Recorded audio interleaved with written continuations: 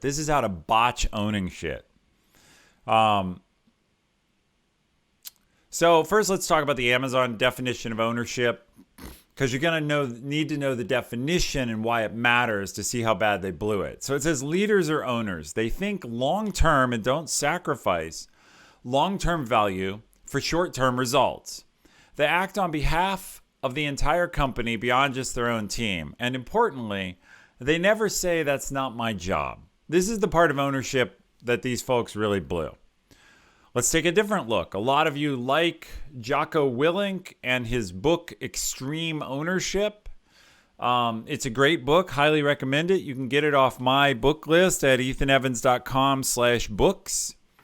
And so what Jocko and Leaf say, and I meant to put Leaf's, I misspelled his name. So my apologies to him. I reversed the I and the E. Sad. I'll have to fix that. Okay. Anyway, they always say that the leader owns the problem. If something failed, in their case, military, if someone didn't know their job, if someone couldn't operate their weapon, if they didn't have the right supplies, if they weren't motivated, if the wrong people were on the team, it's always, always, always the leader. The leader owns it. So this is ownership. The leader owns it. Whether you take the extreme ownership view, I highly recommend this book. You take the Amazon job that says leaders are owners. They never say that's not my job. Either way, the leader owns it. Okay, now let's watch what these people did. So this is the summit at Snoqualmie ski area. The setting is they're ramping up for season pass sales, and they start on Black Friday, so day after Thanksgiving. And it basically they get a flash crash of their site. It goes down. Nobody can buy. They send an apology email, which reads as follows in the beginning. Regrettably, our season pass launch went far from plan this morning, causing much more than just an inconvenience for many of you that were waiting to purchase a pass. We know the wait and issues with the new online store were extremely frustrating, and for that, we are truly sorry. Okay, so far so good. They state the problem, they empathize with the customer, we know it was extremely frustrating, and they apologize. For that, we're truly sorry. If they had stopped their effing message at this point, I would have no show tonight, other than GameStop. But lucky for me, they didn't stop. They go on. It was frustrating for our team as well. Okay, good to know. We had anticipated and planned for a high volume of users and heavy loads in the store. Really? Our team and servers were prepared and tested for a massive wave of demand. Unfortunately, right away, something went wrong with our e-commerce vendor's system, and everything came to a halt. So, we did everything right. It's so frustrating for us. They did it. This is a complete fail. This is like complete fail one of what's going to be several fails. And yeah, I know I have a bunch of people from Amazon who watch. And yeah. And by the way, I see this comment, only Ethan goes skiing and comes back with PowerPoint slides. You have figured me out. That is who I am to the core. It's true. Got to do something in the lift chair. Down is fun. Up, got to think. All right, they go on to whine some more. Our vendor is working hard. Why the hell aren't you working hard? Why aren't you with your vendor? Why isn't somebody on an airplane? Our vendor is working hard to figure out why they did it. That's what this said. Which then resulted in blah, blah, blah. Although today's demand was high, the load, blah, blah, blah. It's all the vendor's fault. They're working on it. That's the conclusion. Now, when you think someone couldn't F up more than blaming the vendor in public, oh, just wait. The message continues. Because of these immediate issues, we deactivated our products and made them unavailable for sale. Or so we thought. With the understanding that passes would not be available for purchase, our team then instructed many guests to leave their spot in the queue and await another announcement. The last thing we wanted was for guests to be wasting time waiting for something that would not be available. Okay, so far fine, they're just explaining. However, an issue with the store allowed some people to purchase passes despite the fact that we had these products deactivated. The italics are mine, by the way. It was not our intention to allow some people to purchase and others not. Our intention was to decrease the frustration, etc. Your intentions don't matter. Your results do. This is ownership. I'm glad for your intentions, but the fact is we judge ourselves by our intentions and everybody else judges us by our actions. And your action was some people got to buy and some didn't. One of my good friends was one of these people. He actually missed the email, so his browser stayed open, and eventually he got to buy his passes, only to be told, essentially, he was a bad guy that made things unfair. And the message goes on to talk about how sad they are that it's unfair, and some people got stuff and others don't.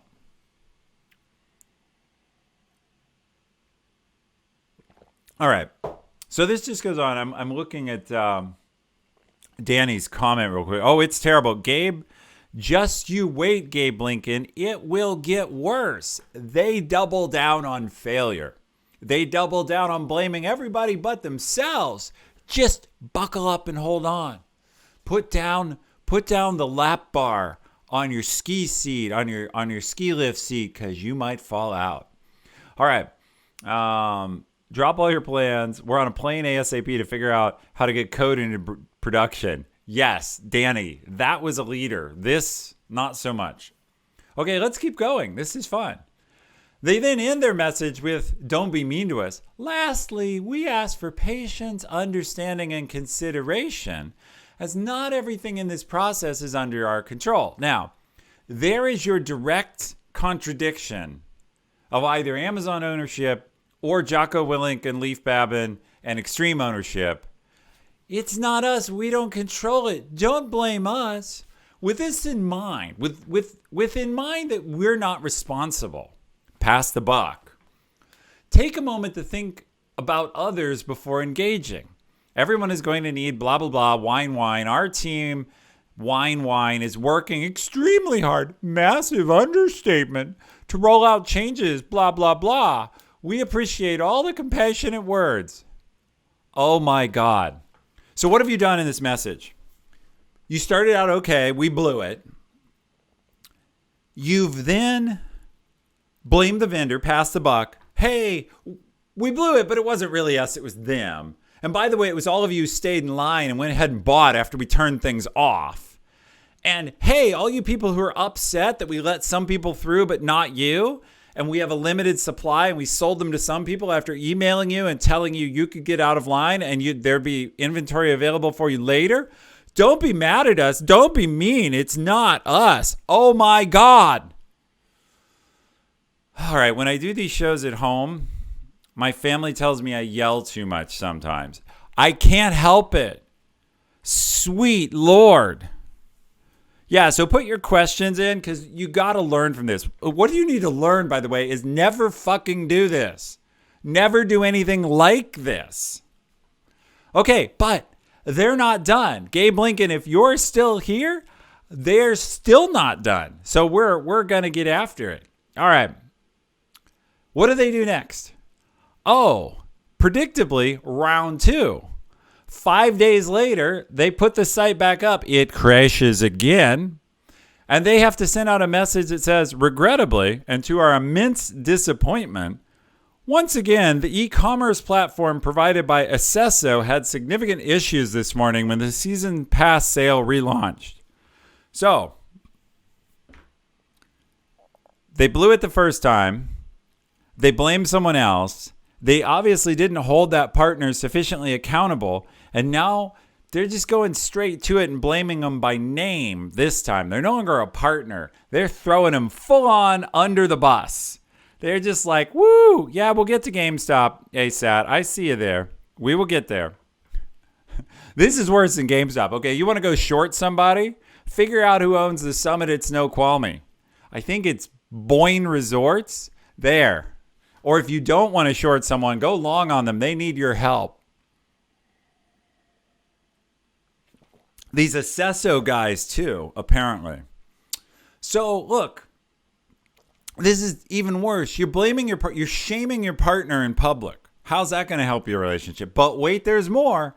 When you thought the hole couldn't get any deeper, here we go. And now you nasty bad customers. Not only was the store unable to cope with the restricted volume that the queuing system was put in place to provide, but some users were able to bypass the queue altogether. That unexpected access further compounded issues, blah, blah, blah, not allowing entry to the store for patient guests that followed the guidelines. So, again, blaming the customers again. People bypassing the queue and not allowing entry to the store for good people.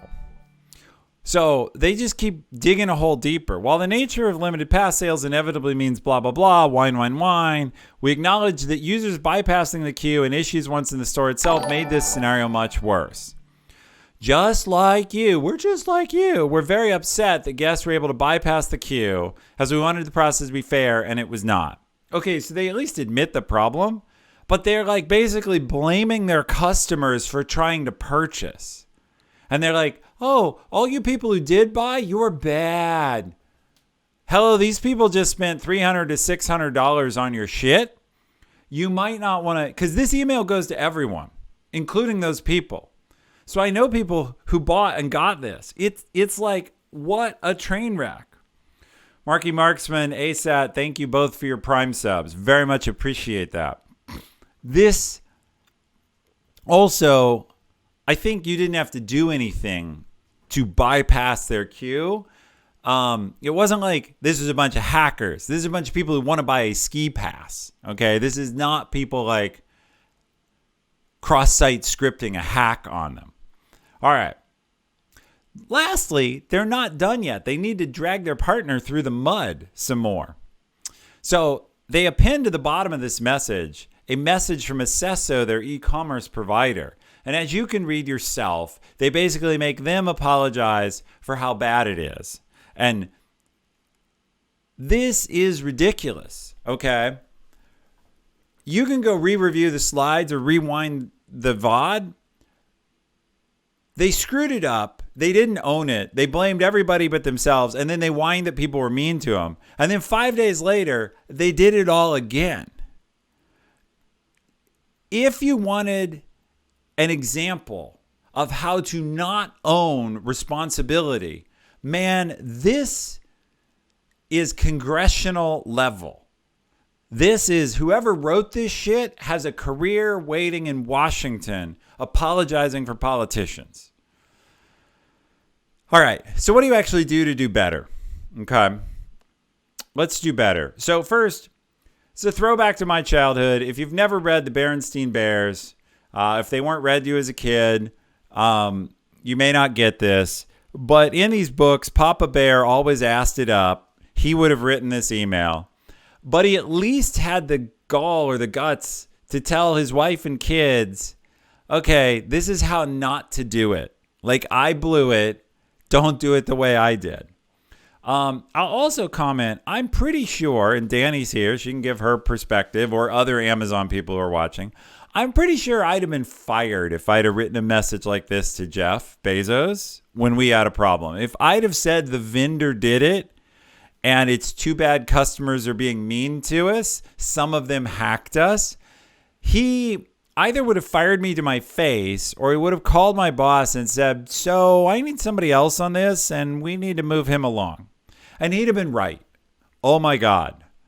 I don't always do everything well, but this is abysmal. Okay.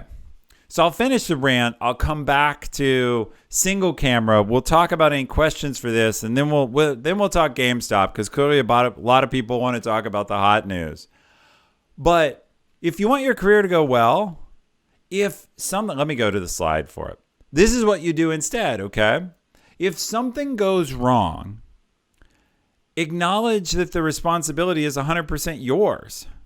Do not blame the vendor. You chose the vendor. You knew the load. You talked to the vendor. You could have tested with the vendor. You own the vendor. You pay them. So don't blame the vendor. Your customer doesn't care. They wanted their damn product and they didn't get it. Definitely do not slag your customers. Definitely do not. Like, how can that help you? These people just gave you $500 and you want to poop on them. Tell them they were bad. They just think you're incompetent. Then be clear about what you're going to do about it, which, by the way, the messages never said shit about what they were going to do. They're super vague. Audit the heck out of the vendor, but do it in private. Fire them if you need to. Get a different one. And then figure out a way to make good on your mistakes. Whenever we botch something in Amazon, we tried to do a make good. So these guys did it all wrong. With that said, you do differently. It's usually I'm busy telling you what to do and how to do it. In this case, the 20-minute short version of this show is just don't do shit so wrong. And you'll do much better. It's not hard. You know what, too? All the people, if they'd have said, look, we effed up, we're going to test our systems and be back as soon as we can, they wouldn't have been like, they wouldn't have had to say, please don't be mean to us, because people would be like, all right, I get it. You effed up. You're owning it. You know, and if the phone is too hot to handle, either put leadership on that and let them take the calls and see how pissed their customers are, or don't answer the damn phone. Put a message on that says, we're busy working on problems. We'll be back to you shortly. But don't whine. Oh my God. All right. I'm exasperated. It's true. Now, I want to give these guys a little bit of credit. So I went skiing. Again, this is pre-Christmas. And given the rough start, I was expecting the ski area with COVID constraints to be a mess. Honestly, the people working the lines and running the lifts did a great job. They basically got everybody to wear masks. There's a few people who are jerks and don't, and they have to remind them, but whatever.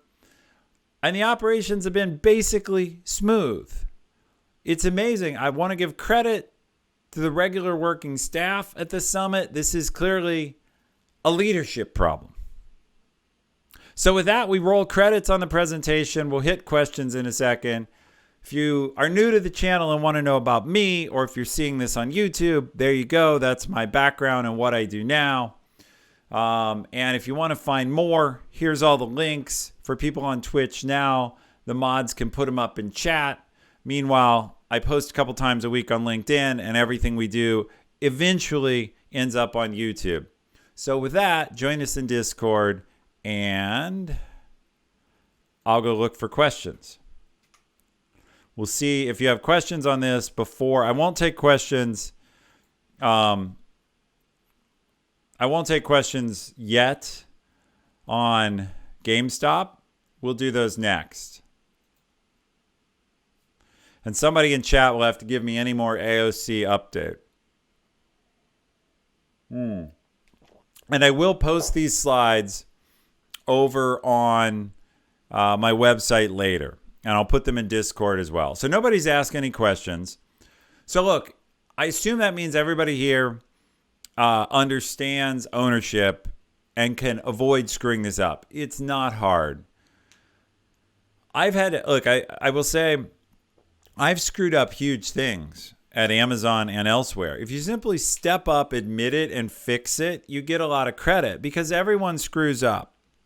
Seventh Fleet, hello. Awesome Jossum, nice to see you in. AOC is still offline fixing tech issues. Well, I empathize with her. I empathize with her. And I do. That's Twitch is, if you're not a techie, and even if you are, Twitch has got its complexities. So we'll take this one question and then we'll hit, we'll switch to GameStop, etc. The question is, how to respond to criticism you know is factually incorrect or malicious. So super honestly, what you do in a case like that is first you say, thank you for the feedback. You always thank you for the feedback. And then if you have the evidence in hand and it's not going to seem like you're whining, contest it right then. Say, I appreciate your perspective. I don't believe it's a complete picture. You don't have to say you are wrong. You don't have to start by bumping heads with someone because that entrenches them. Say instead, I don't think you have a complete picture. Because most people, at least then they'll be like, oh, what am I missing? In that case, you go back to them and say, you don't have a complete picture. Let me give you some more context. And then you work your way through. Here's the evidence. This is why what you're saying is not right. It's factually incorrect. If it's malicious, try and do this with other witnesses. Like, make the person who's malicious attack you in where others can be like, it doesn't seem like what, people love to attack in private. This is why the anonymity of the internet can be a problem. It's because it's so easy to slag on people if you can do it hiding in your little room and not ever have to have other witnesses. So whether they're real witnesses or chat witnesses, you try to make people give their criticism in public if it's incorrect or malicious. Also, be open to the fact that you might have something to learn. You're deciding it's factually incorrect or malicious. Be curious and say, I don't understand it that way. I see these other things. Tell me more. Now, if someone's truly malicious, that's a problem. But if they're simply incorrect, it may be that you don't fully understand and you're actually incorrect. So, two things. Make sure you really understand and that you're sure they're incorrect. Because there have been plenty of times where I've thought, that person's wrong, only to learn that I'm the person who's wrong. So